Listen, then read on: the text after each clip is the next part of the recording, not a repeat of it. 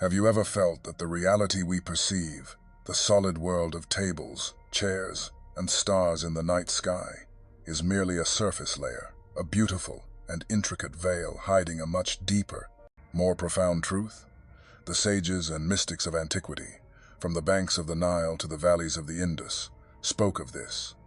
They wrote of a unified source, a cosmic mind from which all things emanate. For millennia, these were considered matters of faith and philosophy, stories whispered in hushed tones. But what if I told you that in the year 1801, a formal scientific inquiry, using nothing more than candlelight and a simple screen, stumbled upon a key that would unlock this ancient secret for the modern world? This discovery was so paradigm-shattering, so fundamentally challenging to our materialistic worldview, that even now, over 2 centuries later, its full implications are fiercely debated and often ignored. We are surrounded by technologies born from this revelation, our computers, our phones, our medical imaging devices, yet we shy away from the staggering truth it reveals about ourselves and our power. Today, we journey back to that pivotal moment. We are not just exploring a historical experiment. We are delving into the very foundation of quantum mechanics, the science that, in a strange and beautiful twist, confirms the wisdom of the ancients. This is the story of the double-slit experiment, but it is also your story. It is the scientific manual explaining how you, as a conscious observer, are an active participant in the creation of your own reality. Our journey begins with a remarkable figure, Thomas Young. Born in England in 1773, Young was a true embodiment of the term polymath, a mind so vast and curious that he earned the moniker the last man who knew everything. He was not merely a physicist. He was a practicing physician, a brilliant linguist who made crucial breakthroughs in deciphering the Egyptian hieroglyphs on the Rosetta Stone, and a scholar of acoustics and optics. His intellect was not confined to a single discipline. He saw the interconnectedness of knowledge. In 1801, Young set his sights on one of the greatest scientific debates of his era, a question that pitted the colossal authority of Sir Isaac Newton against the wave theory proposed by thinkers like Christian Huygens. The question was simple, yet profound. What is the fundamental nature of light? Was it, as Newton's corpuscular theory suggested, a stream of tiny, discrete particles, like microscopic bullets? Or was it a wave, an undulating vibration rippling through an unseen ether? To settle this, Young devised an experiment of elegant simplicity. Imagine his laboratory, illuminated by the soft flicker of a candle, for the age of electricity had not yet dawned. He took a light source and passed its beam through a single, tiny slit in a screen to create a coherent, focused ray. This ray was then aimed at a second barrier, this one containing 2 impossibly narrow, parallel slits, placed very close together. Beyond this second barrier, a final screen was placed to act as a canvas, ready to catch the light and reveal its nature. The logic was impeccable. If light consisted of particles, like sand being thrown at the slits, then one would expect to see 2 distinct bright bands on the final screen, a direct projection of the 2 slits. The particles would pass through either one slit or the other, and travel in a straight line to hit the screen behind. There was no other logical outcome within the framework of Newtonian physics. However, the reality that unfolded on that screen was something far stranger and more beautiful. Instead of 2 simple bands, Young observed a breathtaking pattern of multiple, alternating stripes of light and darkness. This was not a particle pattern. This was an interference pattern, the kind you see when 2 pebbles are dropped into a still pond and their ripples overlap. Where the crests of the waves met, they amplified each other, creating a bright band, constructive interference. Where a crest met a trough, they canceled each other out, creating a dark band, destructive interference. The conclusion was inescapable. Light was not behaving like a particle. It was behaving like a wave. It seemed to pass through both slits simultaneously, spreading out and interfering with itself to create the intricate pattern he observed. Young had challenged Newton and won, establishing the wave theory of light for the next century. But the story does not end there. It merely set the stage for a far more bewildering revelation. More than 100 years later, as the new and perplexing field of quantum physics began to emerge, scientists decided to revisit Young's classic experiment, but this time with tools he could have never dreamed of. They could now experiment not with a continuous beam of light, but with individual, indivisible particles of matter and energy, such as electrons and photons. They set up the apparatus and began to fire these particles one at a time, like firing single bullets from a quantum gun. Logically, since they were firing particles one by one, each electron should pass through one slit or the other, slowly building up two distinct bands on the screen over time. But the universe had a profound surprise in store. As the electrons hit the screen, one by one, the familiar interference pattern began to emerge. The pattern of overlapping waves appeared, even though there was only one electron passing through the apparatus at any given moment. This result was baffling. It suggested that each individual particle, in its journey from the source to the screen, was somehow passing through both slits simultaneously, behaving like a wave and interfering with its own possible paths. The particle was in two places at once. This is where the experiment takes a turn into the truly surreal. To solve this paradox, the physicists decided to outsmart the universe. They placed a sophisticated detector at the slits, a measuring device that could record which specific slit each electron passed through. Now, they could finally know the answer. But the moment they did this, the moment they decided to observe the path of the particle, reality itself seemed to fold. The interference pattern completely vanished. Instantly, in its place were the two simple bands they had originally expected for particles. The very act of measuring, the simple act of knowing which path the particle took, forced it to abandon its wave-like, multi-path behavior and act like a well-behaved, singular particle. It was as if the particles knew they were being watched. This phenomenon, famously termed the collapse of the wave function by the German physicist Werner Heisenberg, became a cornerstone of quantum theory. It revealed that, at the subatomic level, particles do not exist in a single, definite state until they are observed. Before observation, they exist in a ghostly state of superposition, a cloud of all possible realities coexisting simultaneously. The electron isn't at slit A or slit B. It is in a probabilistic wave of being at both A and B, and every other possible point, all at once. The moment an observation is made, this wave of infinite possibilities collapses into a single, concrete reality. The observer, it seemed, was not a passive bystander, but a crucial co-creator in the manifestation of reality. This discovery leads us to a question that bridges the gap between physics and the deepest spiritual inquiries. What, or who, is this observer? The experiment suggests that consciousness, the very thing we consider to be internal and separate from the physical world, plays a fundamental role in shaping matter. This is the point where modern science, after centuries of divergence, found itself knocking on the door of ancient philosophy. The Hermetic teachings, attributed to the sage Hermes Trismegistus, crystallized this principle thousands of years ago in the famous axiom, as above, so below, as within, so without. This principle states that the microcosm of the individual reflects the macrocosm of the universe. The laws governing the cosmos are the same laws governing the mind.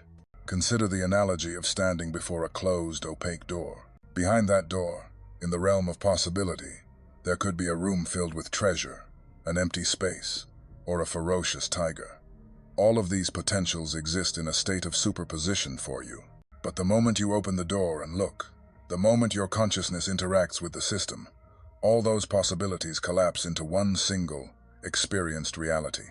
The quantum world operates on this very principle.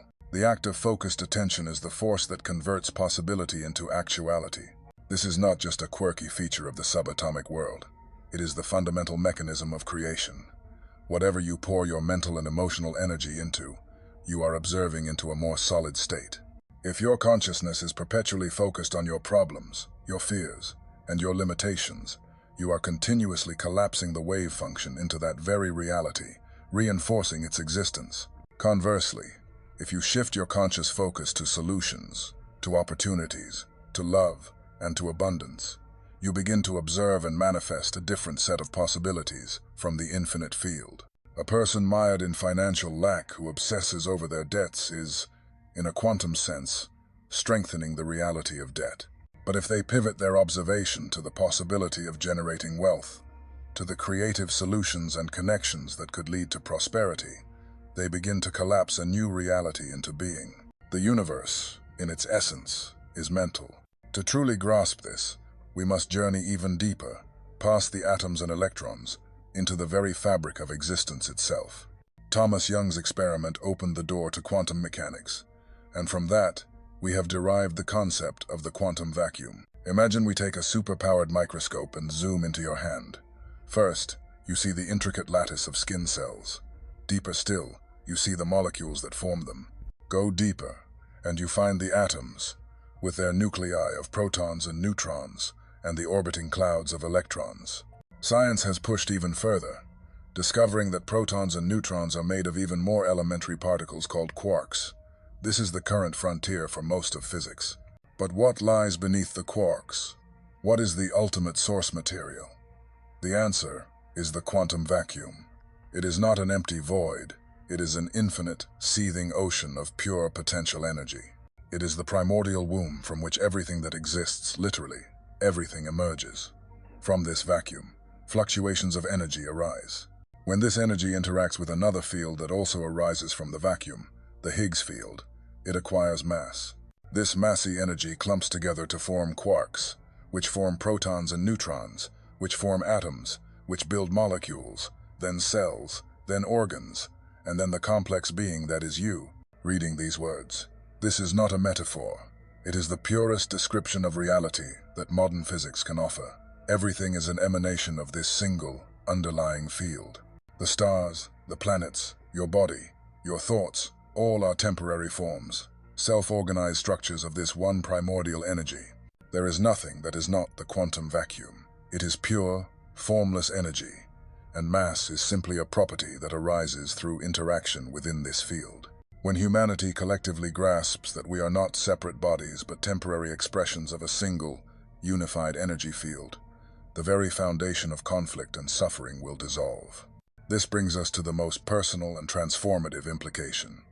If you are formed from this quantum vacuum, then its essence resides within you.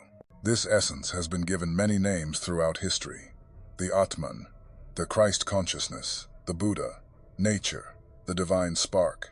It is like a fingerprint of the cosmos within every single being, an individualized fragment of the whole. The quantum vacuum is not something out there. It is the core of your being. And the process of understanding, and, more importantly, feeling this connection, is what the mystics called enlightenment, or gnosis. The enlightened being is one who feels, in their very bones, that they are not separate from the all. This feeling is the key. Without this felt sense, the mind continues to operate under the illusion of separation, and the divine spark remains a dormant concept rather than a lived reality. To love the all, you must first feel that the all is the essence of you and everything around you. When a person truly feels this unity, a profound shift occurs. They begin to surrender their personal will to the intelligence of the whole. This is the true meaning of abandoning the ego. It is not becoming passive. It is about ceasing the frantic, fearful efforts of the separate mind to control a life that is, by its very nature, an expression of the all. Trying to control your life with your limited ego while ignoring the universal intelligence that forms you is like a single wave trying to command the entire ocean. It is illogical and destined for frustration and suffering. Releasing the ego and allowing the divine spark to guide your actions is the only path to true peace and effectiveness. This means doing everything in your power, working, studying, creating, but doing so from a place of alignment, allowing the universal intelligence to act through you. Your body is the vehicle for this spark. Your responsibility is to keep it in the best possible condition so it can be a clear channel. Suffering arises from resistance to this truth, from the cell in the liver, insisting it is not part of the liver. We are within the all, and the all is within us. One is all, and all is one. Every act of violence, exploitation, and hatred stems directly from this illusion of separation. When you harm another, you are, in a very real, physical sense, harming a different aspect of yourself. Let us now ask a final question. What characteristics have humanity traditionally ascribed to a supreme being, to God? The answers are almost always the same. Omnipresence, being everywhere. Omnipotence, being all-powerful. And omniscience, being all-knowing. Now, let us apply these to our scientific understanding of the quantum vacuum. Is it omnipresent? Yes, it is the fundamental field from which everything emerges and which underlies all of existence. It is present in everything. Is it omnipotent? Yes, it is a field of pure, infinite potential, a wave of infinite possibilities capable of manifesting any form. It can do anything. Is it omniscient? Yes, because it is present in and constitutes everything. It is inherently present within every event that occurs. It knows everything because it is everything. For those who can see beyond the dogma of personified deities, the quantum vacuum is a scientific description of God. It is the creator, the source, the Tao, the foundation of all that is. If humanity could truly understand this, if we could see the face of this universal presence in every other person, how could wars, hunger, and exploitation possibly continue? For now, this remains a fringe concept, debated in the halls of physics and philosophy. The paradigm shift it requires is so immense that most find it easier to deny. But the truth, like a river, will always find its way to the sea. One day, the interconnectedness of reality and the creative power of consciousness will be taught to children in schools, as fundamental as the law of gravity. As the father of quantum physics himself, Max Planck, once wisely remarked, "Science advances one funeral at a time. The old worldview must pass away to make room for the new." Thank you for joining us on this journey to the heart of reality. If this video was helpful, please like, share, and subscribe. And now, leave a comment below and tell us one thing you are grateful for today.